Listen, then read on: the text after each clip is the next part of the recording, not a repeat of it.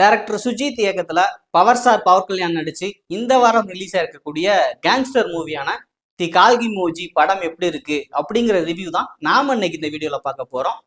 பெரும்பாலும் gangster movie அப்படின்னு எடுத்துக்கிட்டீங்கனாலே அதுக்கு ஒரே ஒரு கான்செப்ட் தான். நம்ம ஹீரோ பாம்பேல ஒரு மிகப்பெரிய கேங்ஸ்டரா இருப்பாரு. ஒரு டைமுக்கு மேல அவர் திருந்தி குடும்பம் குட்டி அப்படின்னு வாழ்ந்துட்டு இருப்பாரு.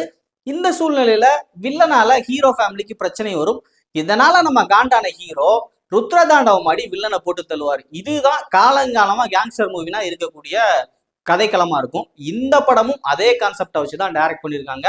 இந்த படத்தோட ஸ்டோரி என்ன அப்படின்னு பாத்தீங்கன்னா, ஃபாரின்ல இருந்து மும்பையில் இருக்கக்கூடிய ஹார்பருக்கு இல்லீகலா ஒரு கண்டெய்னர் வருது. அந்த கண்டெய்னர் வெளியே போனா மக்களுக்கு பெரிய பிரச்சனை அப்படின்னு சொல்லிட்டு அந்த கண்டெய்னரை வெளியே போக விடாம தடுத்து நிறுத்துறதுக்கு ஒரு குரூப், அந்த குரூப் கிட்ட இருந்து அந்த கண்டெய்னரை வெளியே கடத்தியே தீருவேன் அப்படின்னு சொல்லிட்டு கங்கணம் கட்டிக்கிட்டு தெரியக்கூடிய நம்ம வில்லனோட குரூப் ஒன்று அப்படின்னு சொல்லிட்டு இந்த ரெண்டு குரூப்பும் ஃபைட் பண்ணிக்கிட்டு இருக்காங்க. இந்த டைம்ல அவன் வந்தா மட்டும்தான் இந்த கண்டெய்னரை காப்பாற்ற முடியும், அதாவது வெளியில போக விடாம தடுக்க முடியும் அப்படின்னு சொல்லிட்டு பில்டப் கொடுக்குறாங்க. அந்த பில்டப் யாருக்கு அப்படின்னு பாத்தீங்கன்னா நம்ம ஹீரோக்கு தான். கடைசியா அந்த கண்டெய்னரை வெளியே போக விடாம நம்ம ஹீரோ தடுத்தாரா, நம்ம ஹீரோ எதுக்கு தனியா போய் வாழ்ந்துட்டு இருக்காரு அப்படிங்கிறதான் இந்த படத்தோட ஃபுல் ஸ்டோரியா இருக்குது.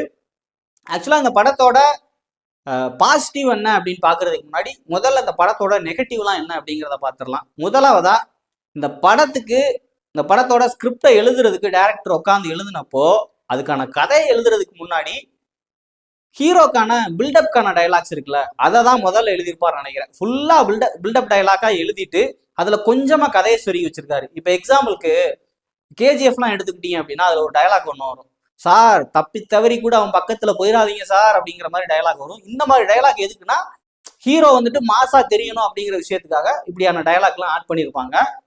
ஆனா அந்த படத்துக்கு வந்து பாத்தீங்கன்னா ஸ்டோரி வந்து ஒரு பெரிய ஸ்டோரியா இருக்கும். ஆனா இந்த படத்தை பொறுத்த வரைக்கும் ஃபுல்லாவே டைலாக் தான். ஸ்டோரியை இடையில கொஞ்சமா சொருகி வச்சிருக்காங்க. இது இந்த படத்தோட ஒரு மிகப்பெரிய மைனஸ் அப்படின்னு சொல்லலாம்.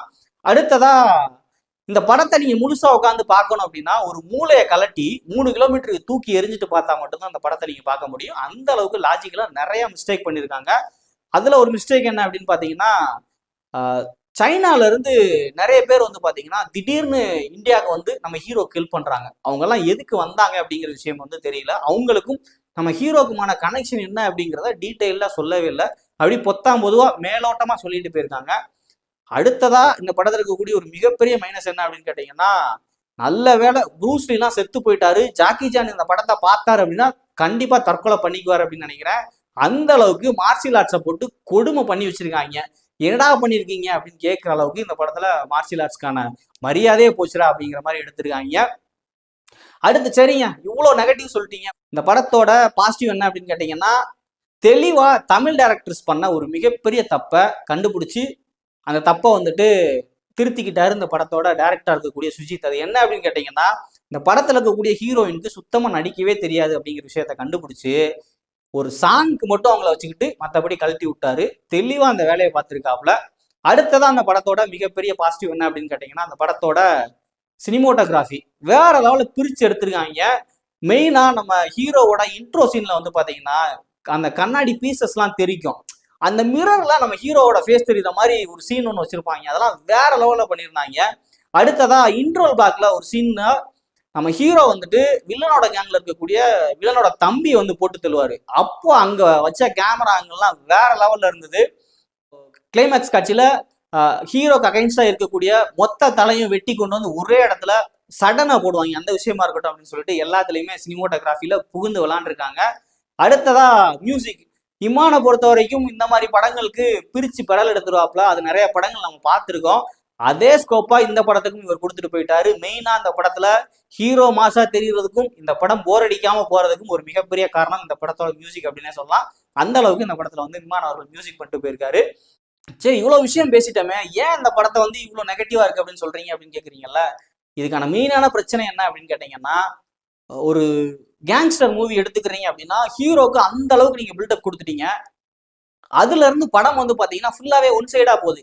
அதுக்கேத்த மாதிரி வில்லனுக்கான ஸ்கோப் இருக்கணும்ல. இப்ப நம்ம பாஷா படம் எல்லாம் எடுத்துக்கிட்டீங்க அப்படின்னு வச்சுக்கோங்களேன், அந்த படத்துல நம்ம ஹீரோவா இருக்கக்கூடிய தலைவர்கள் வந்துட்டு ஹீரோயிஸ்ல அப்படி மிரட்டி விட்டுருப்பாரு. அதுக்கு ஆப்போசிட்ல நம்ம ரகுவரன் சார் பாத்தீங்கன்னா வச்சுக்கோங்களேன், வில்லத்தனத்துல அவர் மிஞ்சறதுக்கு ஆளே இல்லை, அந்த அளவுக்கு வில்லத்தனம் பண்ணி வச்சிருப்பாப்புல. அந்த வில்லத்தனம் இங்க மிஸ் ஆகுதோ அப்படிங்கிற ஒரு கொஸ்டின் மார்க் இருக்குது. ஏன்னா ஹீரோக்கு எந்த அளவுக்கு ஸ்கோப் எடுத்திருக்காங்களோ அதுல பாதி அளவுக்கு கூட வில்லனுக்கு இல்ல. ஈக்குவலா ஸ்கோப் இருந்தா மட்டும்தானே படம் உட்காந்து பாக்குற நமக்கு வந்துட்டு எப்படா நம்ம ஹீரோ வில்லனை போட்டு தள்ள போறாரு அப்படிங்கிற ஒரு ஏக்கம் இருக்கும். இவர் வர்றவரை எல்லாத்தையும் அடிச்சு துவம்சம் பண்றாரு. 100 பேர் கண்ணோட நின்னா கூட தலைவர் சிங்கிள் ஹேண்ட்ல ஹேண்டில் பண்ணிட்டு போயிடாரு. அந்த மாதிரி இருக்கக்கூடிய ஹீரோட்ட இந்த வில்லன் எப்படி செல்லுபடி ஆவாங்க அப்படிங்கிற ஒரு மிகப்பெரிய மிஸ்டேக் அந்த படத்துல பண்ணி வச்சிருக்காங்க. அதனாலேயே இந்த படம் வந்து பாத்தீங்கன்னா ஒரு ஒன் சைடு மூவியா போயிடுச்சு அப்படின்னே சொல்லலாம்.